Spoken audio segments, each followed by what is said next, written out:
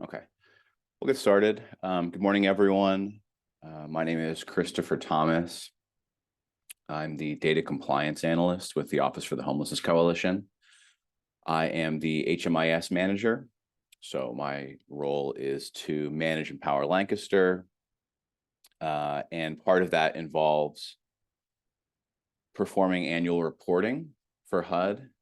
And that will be the primary focus of our time together this morning. We'll be talking about annual HMIS data for Lancaster County, what that means, what those reports are, how they work, how they're generated, what HUD does with them, and then also talking a bit about how our data looks. I'm joined by Jody Heinrich from my office. She'll be talking a little bit later on about how these reports and our performance on them affects our HUD funding. So that's an important factor here, is that this does have a direct impact upon HUD fulfilling or not our annual funding requests. We've got 54 minutes, which is not enough time. So I'm going to try and get started and keep things moving at a brisk pace if I can. We're going to start off really quickly. Some of you may have been here for this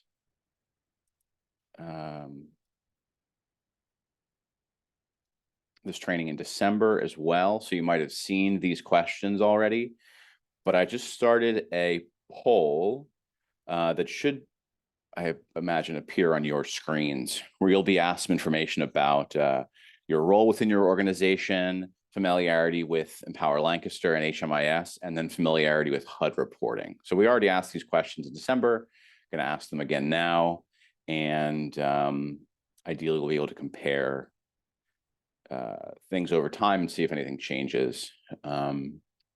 Just take 5 minutes or so-ish to respond to those questions, and that'll also give people a chance to join late if anyone else comes in. So take a few minutes with that. I'm actually going to keep talking though while you do that. So after this poll, we will sit through a presentation. We'll be talking about what I just said a minute ago, the HUD annual data, specifically talking about two reports, those being the LSA, or Longitudinal System Analysis, and the SPM, or System Performance Measure. Like I said, we'll talk a little bit about what they are, who performs them, how they get performed, how HUD uses them, and then how we're doing. And then I will try my best to leave us 5 to 10 minutes at the end for questions and answer, right? So this will be me just saying up top, if you have questions, if anything occurs to you, please jot it down, write it down, put it in a notepad document, because there will be time at the end to ask questions. And then obviously we'll be available to answer questions about this after the fact too. But I would love to get any kind of feedback or answer any questions from the group. Looks like we've got a bunch of responses, 29 responses. It's 88% response rate, 89, 92. So almost everyone has done the poll. Thank you for that. I am heartened to see that a majority of people are at least somewhat familiar with Empower Lancaster and HMIS data, which is great. I think that between those two, we're looking at 72% of people feel that they are somewhat or very familiar with HMIS data. But then naturally, I think question 3, how familiar are you with HUD reporting? We've got a majority who are somewhat or not very familiar, which makes sense, because this is not something that we see every day. It's not something we do every day. Well, in a sense, we do it every day, but the reporting itself only happens once a year. So it's very easy to either forget about how these reports work, or in some cases, just never learn in the first place. So the idea here is to help work on question 3 there, and increase your familiarity with some of these reports. One thing I will say is that this is actually the second edition of this training that we've held. The last one was held December 21st of last year. We're going to cover some similar topics, but we're going to look more deeply at a few of them. Whereas in December, we did kind of a broad scan of kind of all the reports that Lancaster County is expected to perform. So I would encourage you, if you weren't here for the December 2023 training, to look it up on YouTube. You can see here it's got the same title. What does the data tell us? T&E series. If you YouTube search that, you'll find this on our page, the O4C page. I'd encourage you to take a look. There's definitely other annual reports that are important that we won't be talking about today, that are covered briefly by that video, right? So there's an old version of this. Check it out if you get a chance. Like I said, specifically today, we'll be looking at 2 of those annual reports. Those are the SPM, or System Performance Measure, and the LSA, or the Longitudinal Systems Analysis. And then similarly, we'll upload this as a recording as well. So if anyone at your agencies missed this, wanted to join, is interested in finding out more, this will also be available as a recording once it's finished. Okay, so I'm just going to take a second step back and make sure we're all on the same page. So we're going to be talking about 2 different reports that HUD requires us to submit every year. They're just 2 different acronyms, right? It's very easy to mistake them for each other or to not know the difference.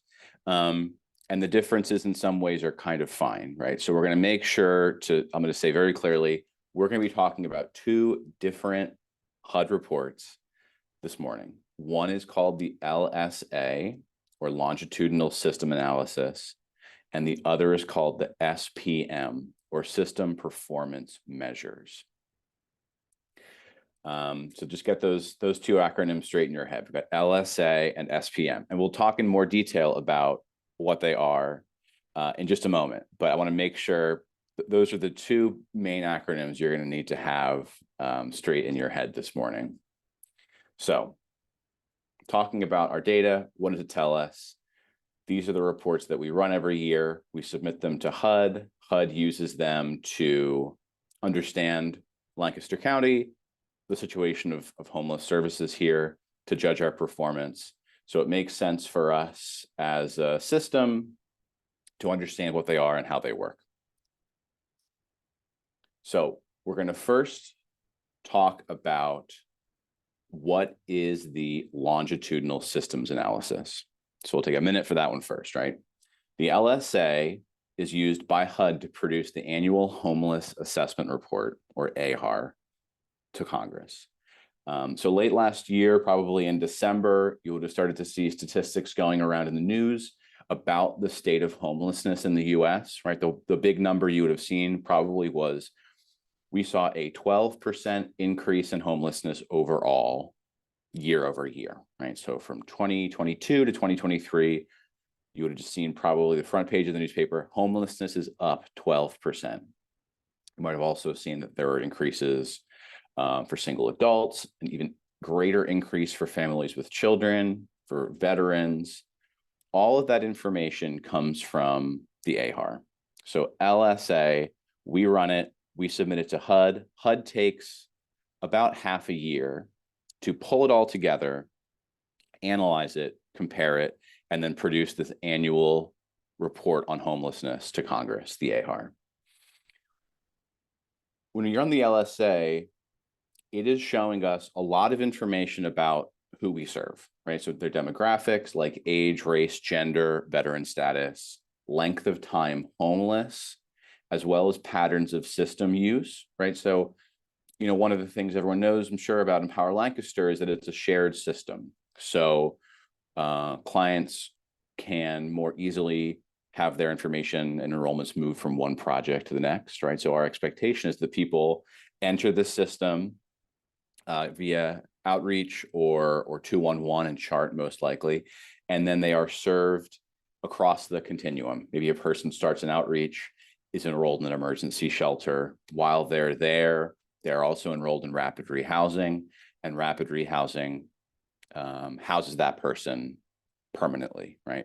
So that's that person's system use. How do they move across the system? And that's one of the things that the LSA looks at. It also looks at exits to housing or exits in general. So what were our exit destinations like? Who do we have exit destination information for? And then for those people who we know it for, what percentage were positive versus, let's say, negative, right? Exited to the streets or exited to a non-permanent housing location. That all shows up on the LSA.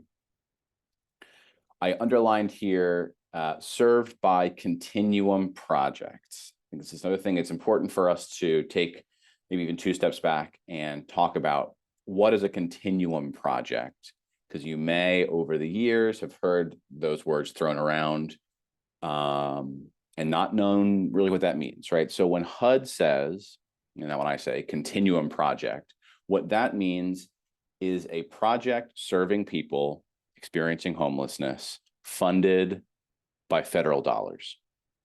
So this could be any of our federal funding streams that pay for homeless services. So those are COC dollars. COC dollars pay for rapid rehousing. They pay for permanent supportive housing. They pay for coordinated entry. It's also going to be ESG dollars. That pays for emergency shelter, right? So when HUD says, I want your continuum project data so I can report it to Congress, what they're really saying is, we want to report on the projects that we fund. And that's what goes into the LSA. The other acronym, the other major report type is the System Performance Measures, SPM. And this is how HUD judges the performance of Lancaster County's homeless service system. So in HUD's own words, the intent of these selection criteria are to encourage COCs in coordination with ESG program recipients. So in our case, those are kind of one and the same. Some of your organizations receive both COC and ESG funds via this office in the joint funding process. And all other homeless assistance stakeholders in the community to regularly measure their progress in meeting the needs of people experiencing homelessness in their community and to report this progress to HUD. So the SPMs, I'm going to contrast here with the LSA. LSA we talked about, that's system use. How do people move through our system? Specifically the parts of our system that the federal government pays for. The system performance measure is looking at anyone being served by any homeless project in Lancaster County, regardless of the funding source.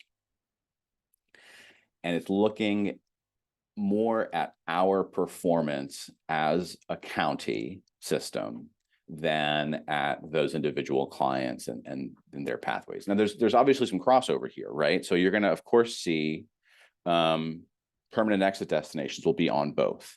But the things that HUD wants these SPMs to measure, that they use to measure our success as a system, are the length of time people remain homeless, the extent to which people who exit to permanent housing destinations return to homelessness, right? So if a person was formerly housed by the system, did they come back into the system within 2 years, right? Did they have a return to homelessness? The number of homeless persons, so just across the board, how many homeless people were served by this system? Income gain is measured for, right? So if you're in a COC funded program, thinking again of rapid rehousing here being a great example, or PSH, did you gain income while you were in that project? Measure 5 is people who experience homelessness for the first time. 7 is successful placement from street outreach and placement in permanent housing. And the last one is just data quality, right? So who do we have missing data for? These are all things that HUD judges us on as a whole county, because the county is the COC. So if you're a project in Lancaster County serving people who are experiencing homelessness and your data is in Power Lancaster, right, in our HMIS system, it all gets fed into these system performance measures. So like I said, this data comes out of HMIS, and this is how HUD specifies that it has to go.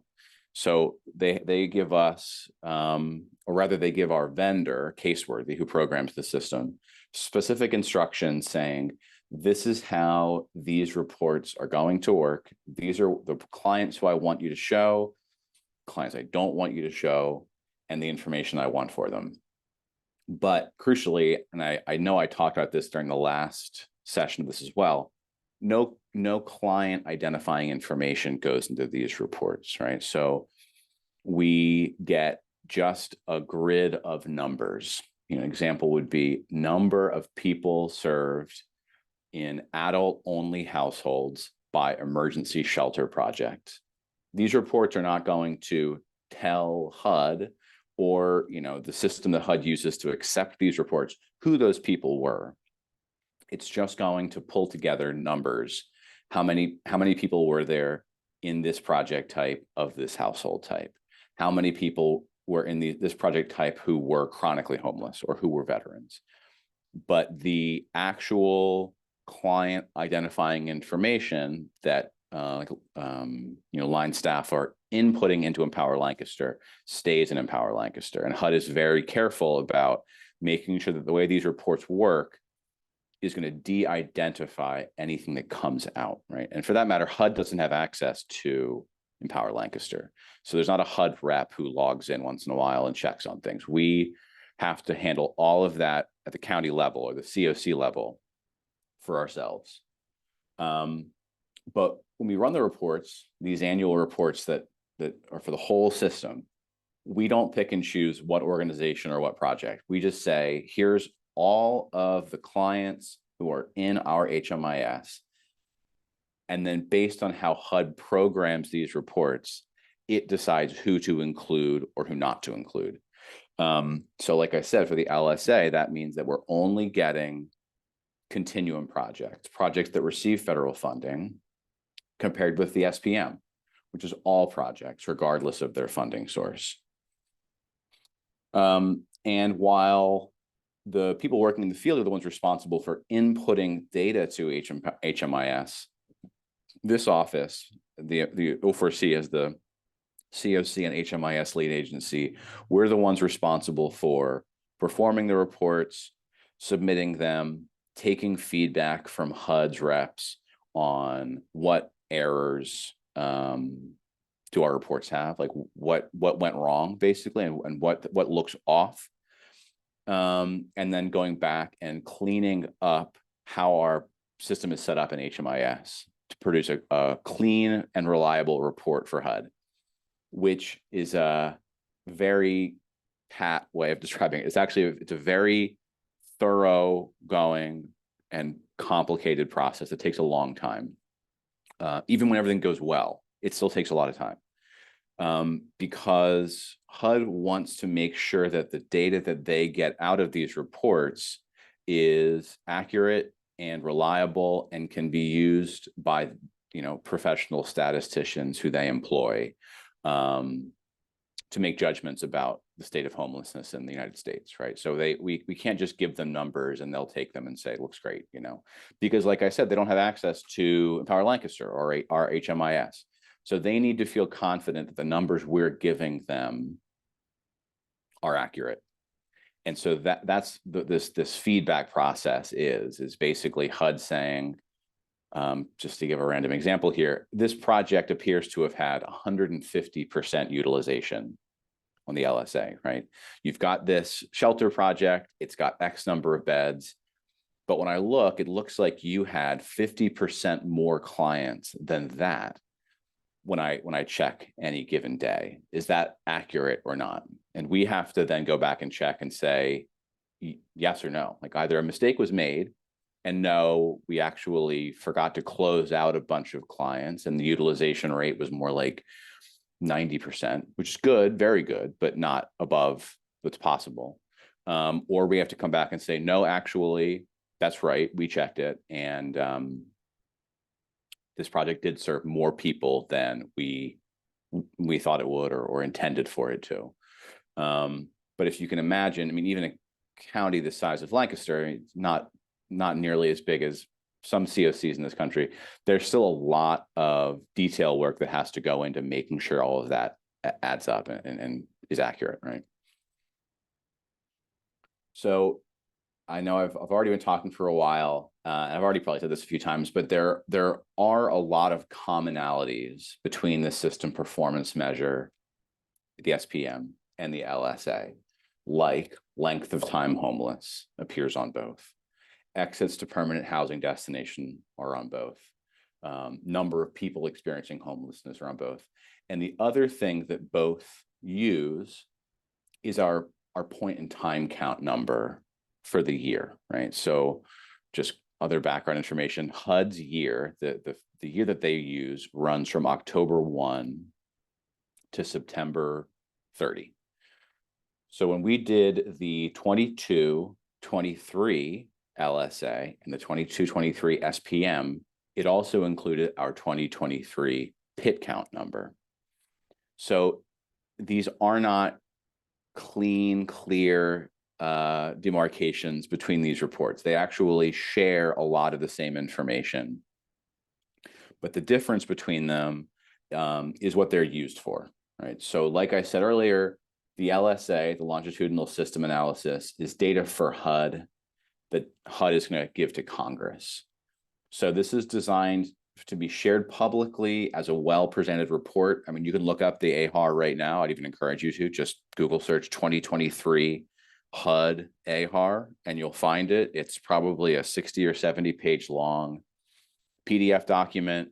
It's very well put together. It's easily searchable. It's got an index you can use to jump to different client types, household types, project types. It's all in there, right? So the LSA is supposed to be data for Congress, whereas the SPM is more of kind of for internal conversations between us and HUD.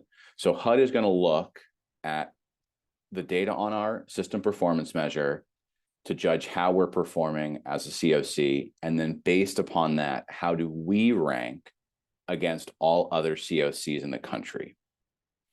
They're both useful to us for improving performance and making strategic and funding decisions, but their usefulness to our funders and to HUD are a little bit different. And we'll talk a little bit, or rather Jody will talk a little bit in a minute about that, judging performance, annual awards, ranking our COC against other COCs, because we are, in this sense, in competition with other COCs. Our performance gets judged against theirs. It also gets judged against our own, right? So they want to see that we improve on our own terms. But we're also essentially competing every year for funding from HUD to get more or potentially to get less. I also want to point out, it really is not, unfortunately, feasible in an hour to get too deep into the details. But if you just think of that HMIS data as being a big cube of information, the LSA and the SPM slice it differently, right? So they look at different things, even though they use the same data, right? So the LSA lets us look at clients by household type, for instance. I can say in our system, do households with children or households without children fare better? Do we serve more of them? Do they have a higher permanent exit destination rate? Can also look at things like veterans, people with disability status, youth households are all things that the LSA looks at. The system performance measure is a little more zoomed out than that. It just takes all those for granted. It says, these are all people experiencing homelessness. We don't care so much on the SPM about who they are or what kind of household they're in. We just want to know, if you throw them all together, how did your system do in serving them? Another difference is that the system performance measure does include street outreach, right? So if you have a client enrolled in an outreach project and they exit that project in Empower Lancaster to any destination that is not the street, or there's a few institutional destinations that they don't want to see, like prison or jail being one of them. But if you exit street outreach to any other kind of project, including emergency shelter, that's going to count as a successful exit on the system performance measure. On the other hand, the LSA doesn't even include street outreach, because the LSA is really just thinking about projects with beds, right? If there's no bed involved, like an emergency shelter, transitional housing, rapid rehousing, or permanent supportive housing, it's not going to be there. So some of the projects are different. Also, neither of them includes coordinated entry.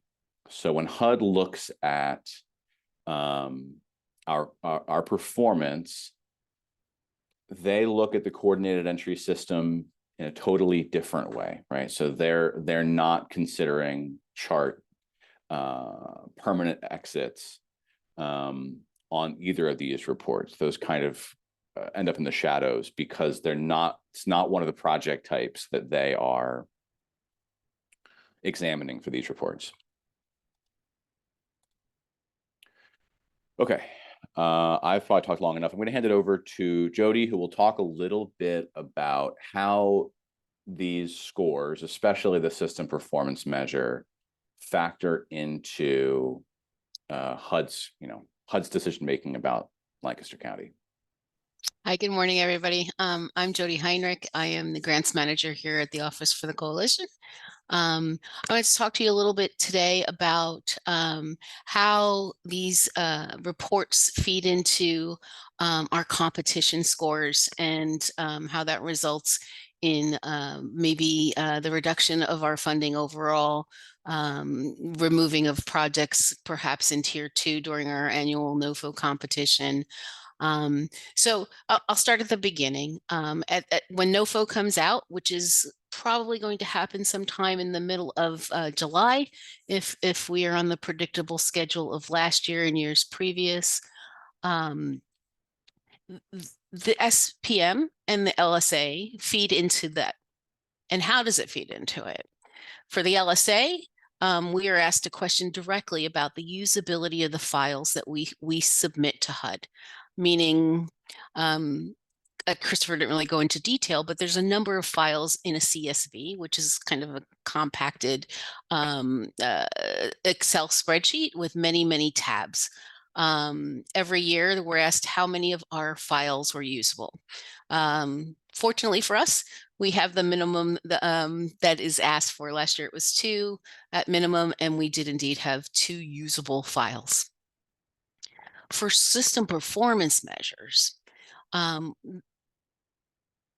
looks at them as a kind of a measure of how we're doing against our previous performance, meaning how did our numbers show out year to year? Did we have less access to permanent housing? That's a negative. Did we have more people experiencing homelessness for the first time in our community? Also a negative. Do we have good positive exits, meaning the folks that are exited from our permanent supportive housing programs, rapid rehousing, do they stay house by the system's measure, meaning they don't come back into our system? We don't see another enrollment somewhere down the road at certain periods of times. So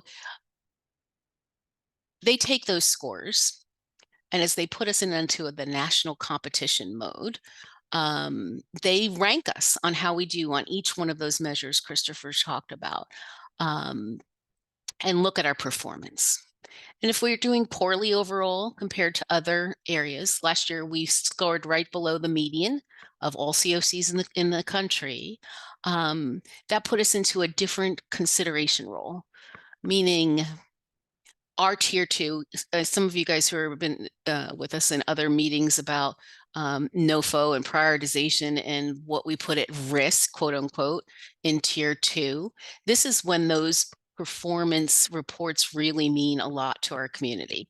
Because if we don't do well overall, we kind of get put into the median, under the median, sorry. And our at-risk programs are being looked at very carefully. Last year, our tier 2 that we put, our tier 2 project, at-risk project, where the community said is if you had to touch a program in our community, this one is performing the least, in the least, sorry, is performing less than other programs in our community. This year, we put a program, a rapid rehousing program, in our tier 2. Did not compete well against other COCs. And at the end of the day, we connected that directly to our overall score, and we lost the funding for that project completely. It's unfortunate. And so that's why we're trying to communicate what these every bit of data that we're putting into the system, what it means for our community is much bigger than just, oh, I forgot, or, oh, I couldn't collect this one bit of data, because it does mean something for our community at the end of the day, for either being a community that looks that their system's working well, and that HUD would like to invest more money in it, even though we're a really tiny COC. After we competed last year, HUD provides us very high level feedback that says, here's how you did. What that report said was, yep, you scored below the median. Here are the areas that you could improve. And most of those last year were in our system performance measures. We're kind of under the bar. We are currently developing a plan as an office that we will talk to providers about over the next year, a plan or strategy on how we can improve them. Slowly. It will take a long time to kind of get on a path and develop a strategy. And by simply developing a strategy, we'll kind of meet some of HUD's requirements to say, hey, you're doing well here, not so well here. What's your plan to improve these measures? So, okay, I think that's enough for me, Christopher. Thanks, Jody. Yeah. Okay, so like Jody said, HUD gives us this feedback based on our annual submissions, and they, basically give us points on a scoring rubric based upon how well we did, right? It's not, it would be so much simpler if it really was just a B, C, D, F scale, and they just said, well, you got a C on this, could be better. You got an A over here. It all gets kind of combined together into a numeric score, and then they give us, it is like a short answer section, information about where we lost points, but they don't get super specific. But we feel confident that we know for a fact that we are looking at the same data that HUD looks at, because it comes from us and it goes to them, right? So there's no mystery about what HUD's looking at, and there's no mystery about where our performance is stable, declining, or potentially improving, right? So we can see this. It's not hidden from us. I wish that there were a good way to just throw this all out there and have it be a slick visual, easy to look at graph. But the fact is, it is challenging to look at. So rather than throw a bunch of graphs at you, I wrote this out as just a handful of statements. When you look back since 2014 is how far back our system performance measures go. How do things look? So I've got 2 positives and 3 negatives.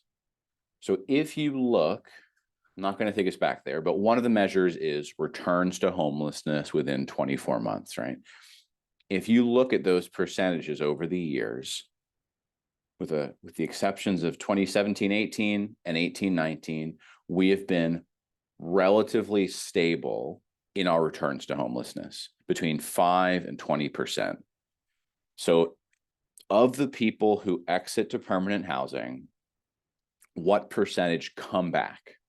Meaning, if you were exited by a project, exit to permanent housing, and then you re-enroll in a project that serves people experiencing homelessness.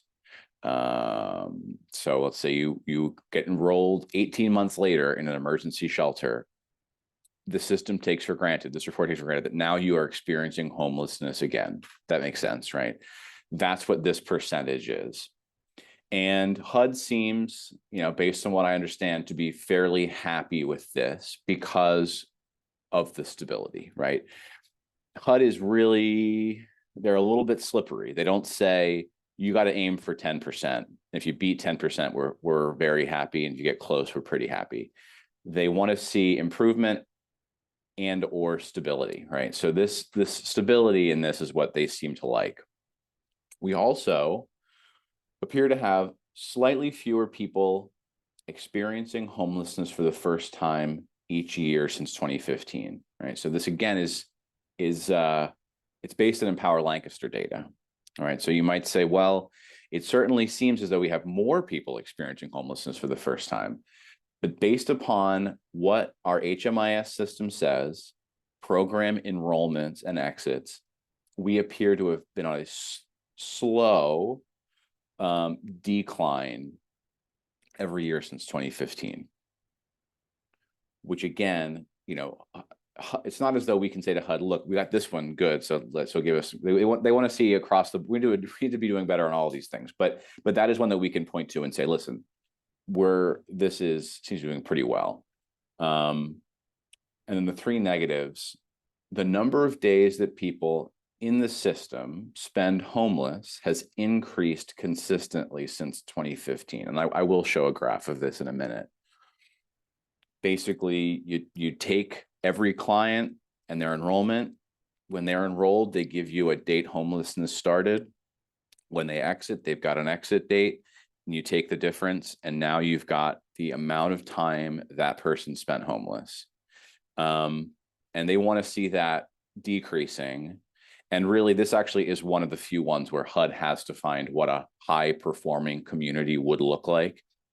Parenthetically, there are no high-performing communities in the country, but they do at least tell us this is what the threshold you would need to cross and stay across to be considered a high-performing community. We have not shown growth in the percentage of adults who gain income while in the system for all the years we have on record. So it hovers around 30%. We also have not had great permanent exit destinations since 2020. So it looks like we're housing about 25% of all the clients we serve, according to the system performance measure. So this next slide, we're going to look here at number one, right? Length of time homeless. I might have shared this in December as well. This is kind of the easiest one to just sort of digest, like to look at a glance and see what do we have here, right? So like I said, this subtracts a person's homeless date from their housing date and says, how many days did people who are served by your system spend in homelessness? And you'll see the dotted line there is just a simple slope of what direction are we going in. And that's the dotted line. And then the kind of like the hash line down toward the bottom, that would be 20 days homeless. That's what HUD considers to be a high performing community. Now, I'm not saying that's what we need to aim for. It would be wonderful, but no one's reached that point. But it does just illustrate how difficult it would be for us to get down to that benchmark, right? Realistically, what HUD wants to see is that this number starts to fall rather than increasing over these years. So in terms of what can we do to improve these numbers, right? Because I think it's very easy to look at the system performance measures in particular and say, okay, so these are all things that they're all big, right? A lot goes into people returning to homelessness, and many of them are outside of our control, right?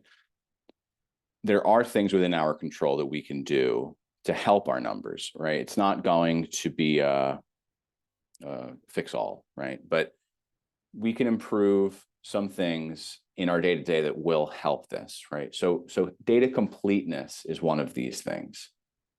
HUD wants to see that we're housing people via our homeless service system. We need to get every permanent exit destination that we can entered into EL. And this goes also for rapid rehousing and PSH.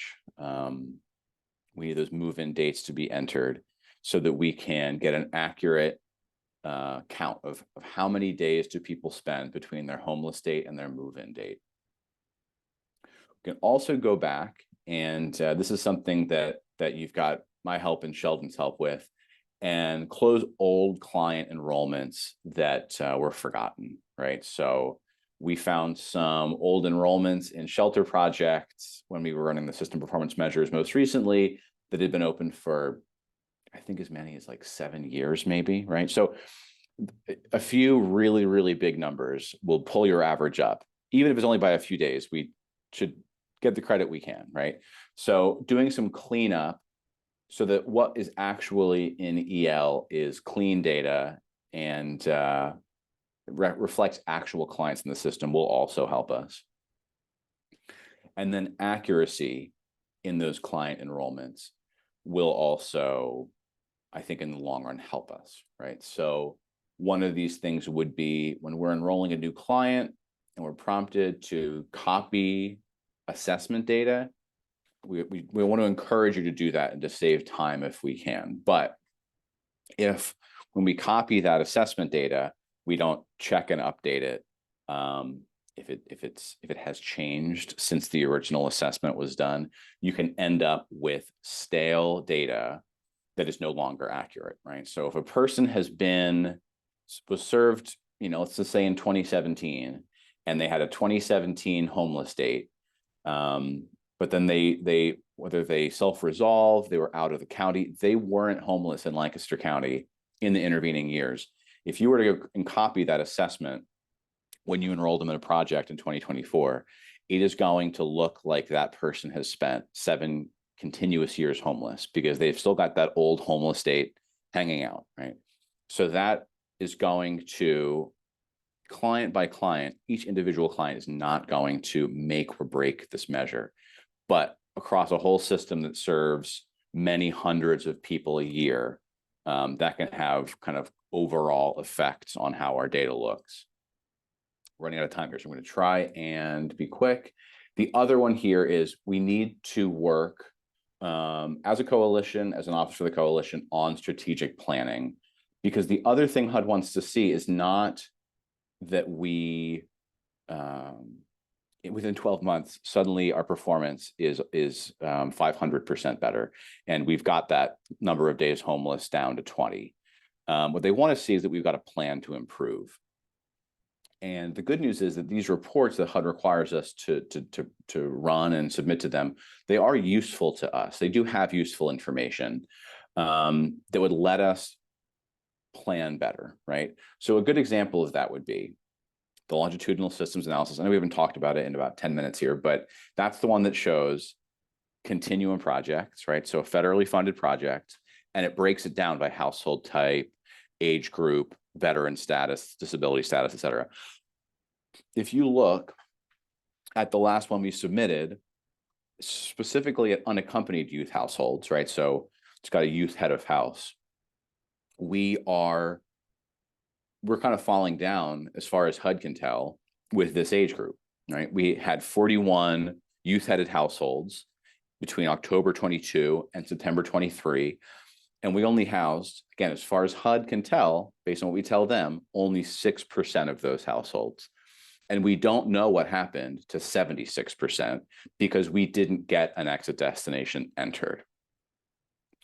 This is a good example of a more achievable goal than saying we need to reduce, or we need to increase positive exit destinations. Easy to say, very hard to do, right? Because we're talking about, again, hundreds of households in a year. If we slice it a little thinner and say, we're going to start here, we are going to serve youth-headed households better.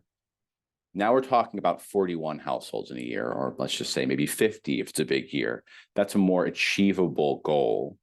And that is really what HUD wants to see, that we've got goals, they're based upon real data. It's the same data that they can see. And as a result, we can demonstrate progress against those goals. That is what would satisfy HUD's desires, their requirements, and would put us, like Jody said, in the top half, right? We're in the upper half of COCs. We are performing well relative to other COCs in the country. And that's the best we can hope for, because HUD, like I said, while they do have just a few things that they define as being a high performing community, there's only like 2 or 3 of those, right? I think 20 days homeless on average is one of them. I think they wanted to see maybe it was 5% or less returns to homelessness maybe within 2 years. But they set really high goals because they expect a lot, right? We can't expect that even in the medium term that we're going to achieve those. It's going to be a process to get there. We need to define success for ourselves rather. That's what HUD wants to see, and then to see that we followed through on those goals.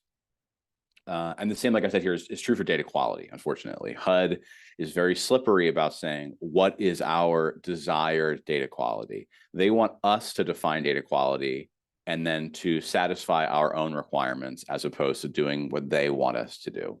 Now, obviously, if we say our goal for data quality is to get data for half of our clients, that's not going to make them very happy. But we need to set COC specific goals for data quality, and that's another one that's achievable for us. We can do it. We know where that data goes, what it looks like, and we can better satisfy HUD's requirements in this next NOFO by having those achievable goals. Okay, almost out of time now. Last thing I'm going to say is, if you would like to look more at this data yourselves, I would certainly encourage you to. What I'm going to do here is I'm going to drop 4 links, if I can, into the chat window here. So those will be, this first one should be every year of our point in time count data as a PDF. This one will be housing inventory data. This will be what they call our dashboard report. And this last one will be our performance profile. So the other thing to know about this is that this information is, for the most part, publicly available, not in great detail, right? But they do publish COC performance by year on HUD Exchange. So this is probably the best place to start looking at this data. Now, with that said, if anyone on this call, anyone in your organizations are interested in the nitty gritty, how did we get those numbers? I'm certainly here to discuss those things and happy to give more detail about what went into this, because it's not really a mystery. We know how these reports work. We know what the data looks like. It's just a lot to take in. So start with those 4 links, take a look. And if you'd like to know more, my email address should be on this slide here and my phone number. So this is how you can get a hold of me if you want to talk more about it after the fact. But I'm going to pause here at the end. I asked at the beginning for y'all to write down any questions you had. So you all should be able to unmute yourselves. You can obviously use the chat as well if you would like. Any questions anyone has here, comments? Would love to hear from you all.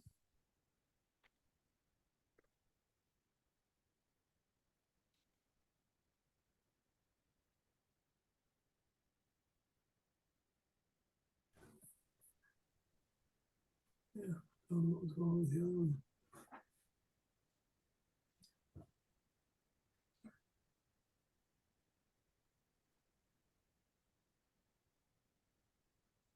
But unfortunately, I'm not going to be able to end the meeting until someone asks a question. So we're gonna be stuck here until someone chimes in.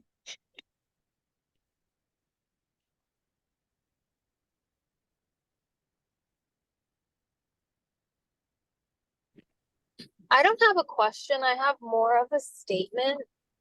How can you, because it just doesn't seem like the data that HUD wants collected is really reflecting the programs that they're funding. Like, why are they looking at, like, I get the point of looking at everything because we should assess, but I just don't know why they're making it their business if they're not funding it.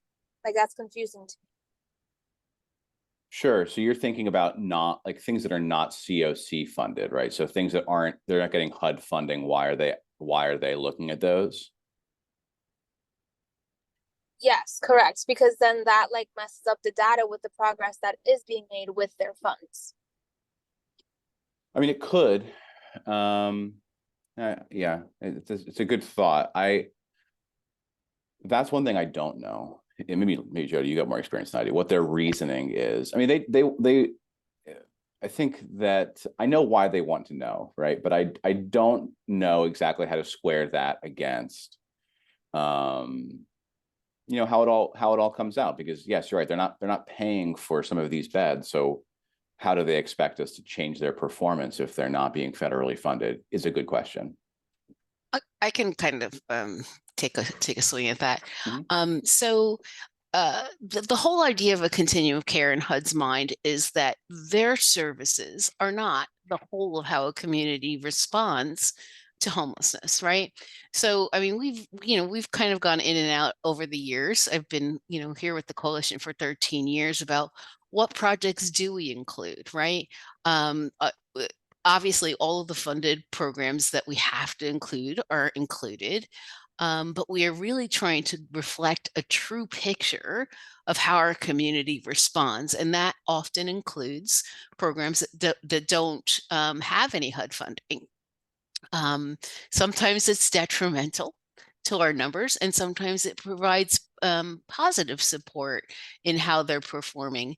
It's kind of it's a difficult rub sometimes for programs who don't get HUD funding that want to kind of operate on their own, their own program policies and rules. But at the end of the day, the whole idea of being a continuum of care and a coalition that kind of works together is to represent that to HUD in the best way that we can. So there's no easy answer to like, why would we include a project that doesn't have HUD funding, or the other way around, like just why we would leave them out if they're serving folks that are experiencing homelessness. So we try, I mean, and Christopher and Marjorie, who do the PIT and HIC, the HIC count, which we didn't bring that acronym up this year, is our housing inventory count, which has beds that are not HUD funded that we count and submit data to HUD. So it's a very careful balance. We want to show the whole picture of the whole community. HUD wants to see the whole picture.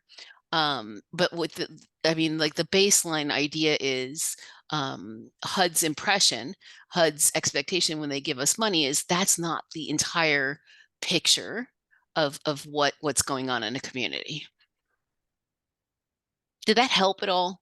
Is that Patricia that asked that question? I only see Patricia, so Yes, that did help. Thank you so much. sure.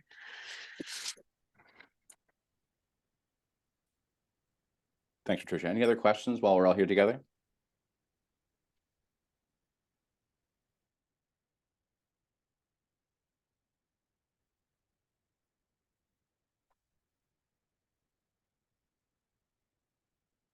I will say, kind of like what Patricia was mentioning about about the funding and everything.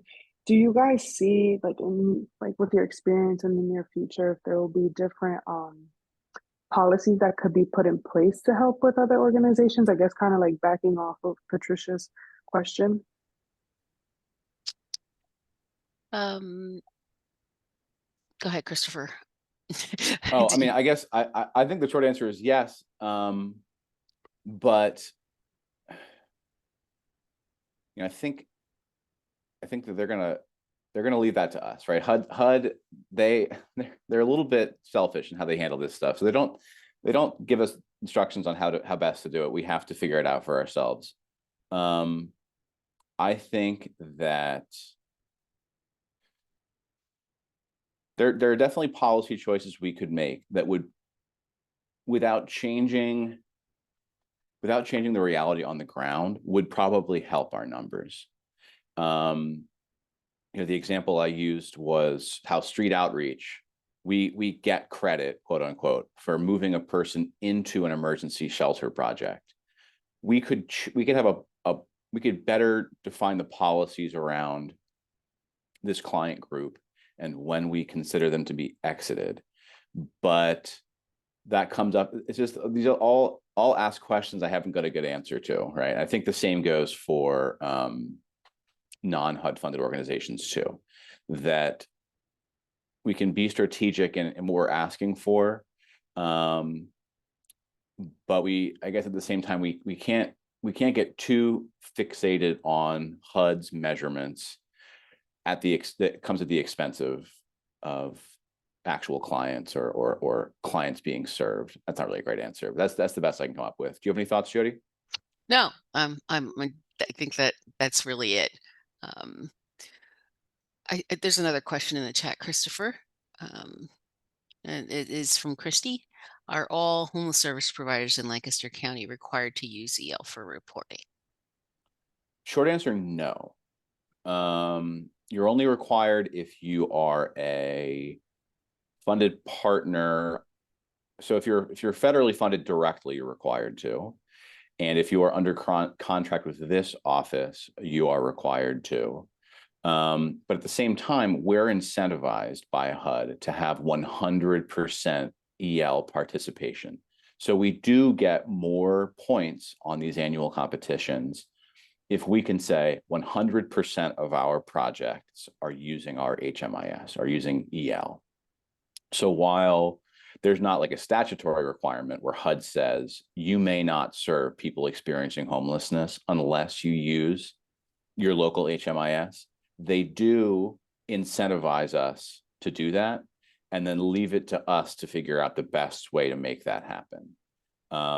And that is something that we're working hard on, right? So having better correspondence between Empower Lancaster and Water Street data has been a big project that serves us in many ways, and it also serves clients too, because we have better service coordination. But one of the reasons to do that is that HUD says, no, all your HSPs don't have to use your HMIS, but we'd like it if they did, and we'll give you more points on your annual competition if they do. Accurate, Jody? Yes. Quick question about that. If you guys are getting information and data from like the water mission, what would that help it like moving forward? Will that be able to like provide it maybe with more beds and stuff? I know I had a moment to shadow one of the staff members that works there, and I was just curious. I know right now there's, limited beds, or if not, they don't have enough beds. And I seen that there was a lot of people that they had to kind of just, tell that, we can't provide you services at this moment because of the limited beds. So would that help also with the funding, like to provide more beds? I mean, yes, showing that need, meaning if we are putting the data from Water Street Mission into our system and reporting it out, which would really, really helps our community, right? Until COVID, Water Street Mission was our main shelter. We had some family beds around the county. We had, a bad weather or winter weather response that happened. So it is important for our community to continue getting any HUD funding to have Water Street data, and then providing the data, yes, can help by countering the big inflow picture. So if we looked at the amount of people coming in needing services, what we have capacity for, having that data would allow us to say to HUD, we don't have enough at any given time, which is true pretty much 95% of the time. Do you guys ever see a future for like at least since if you guys collecting so much data, do you guys see a future of maybe like an expansion of like the water mission? I know since the housing crisis and everything is still a big thing right now in Lancaster County, and they're the main shelter. Yeah. So COVID has done, Christopher, is it okay if I hop in? Yeah, go ahead. So, having been in the community for a long time, and for other folks who've been in doing this work prior to COVID, Water Street mission was always deemed sufficient for our community by our leaders. Leaders not being in this office, leaders being folks that sit on our board, saying that was enough, that we met the need.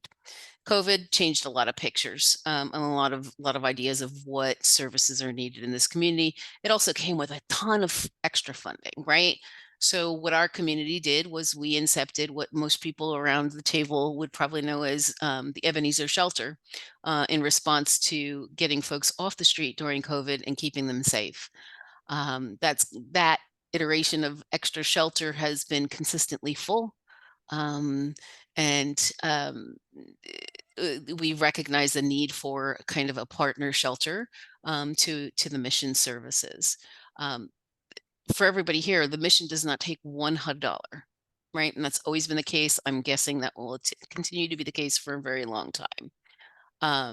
So fast forward, we had an effort for an extra 40 beds. Over the last year, we tried to increase those beds from 40 to 80 beds, with the increasing need that we saw of people living unsheltered. And right now we're in retraction mode. The COVID-based, COVID era funded shelter is going to come to an end at the end of June. Our office is completing some renovations through our upstairs partners at the Redevelopment Authority, at the Otterbein Shelter or Otterbein Church, that will open in, we're hoping, crossing fingers, December 1, and offer an additional amount of beds, at minimum 40. We're really hoping to reach 80 capacity, and hoping that we don't need to use them all. So yeah, there will be another partner shelter, kind of in the current times, if that makes sense. Did that answer your question, Ileana? Yeah, it answers my question. The reason why I was asking is because I know that I have an internship with Care Connections, and I know that we're trying to help a lot of our patients find housing, Yeah. and a lot of them are either experiencing homelessness. So it's just interesting to know kind of what's moving forward, giving us hope to be able to help them and serve them the best way that we can. So Yeah. just being informed of what's available and knowing that there are places that are going to be limiting their shelters now. So Yeah. so just trying to figure out what's going on. Yeah. So we are currently hosting two projects that we've kind of advertised, but they're in the like literal construction or kind of outfitting out, right? So our Prince Street hub on Water Street, a few years ago, we bought a building. The authority bought a building, and we're developing that into a community hub that will have a number of housing options within it, a small capacity for overflow shelter, and at the same time, Otterbein is our effort to help provide the space for a shelter to continue running, year round as needed.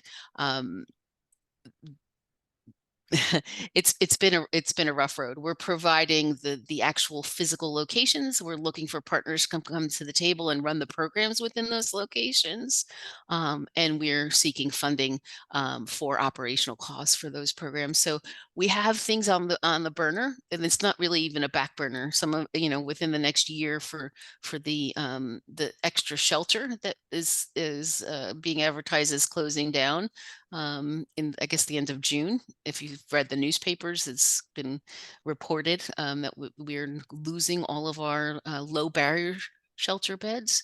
And we have another project in mind that will help with permanent housing. So we're chipping away, but everything's slow, as you can imagine.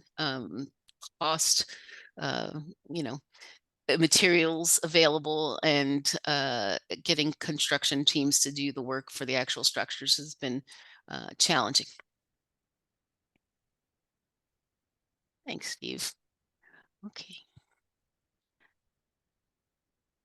Okay, I think I'm going to call it there. A little over time. Thank you all for sticking around with us. Like I said, we will add this recording to our YouTube page, which you can find on YouTube. If you search for O4C Lancaster County Homelessness Coalition, you should be able to find our page where we share these recordings.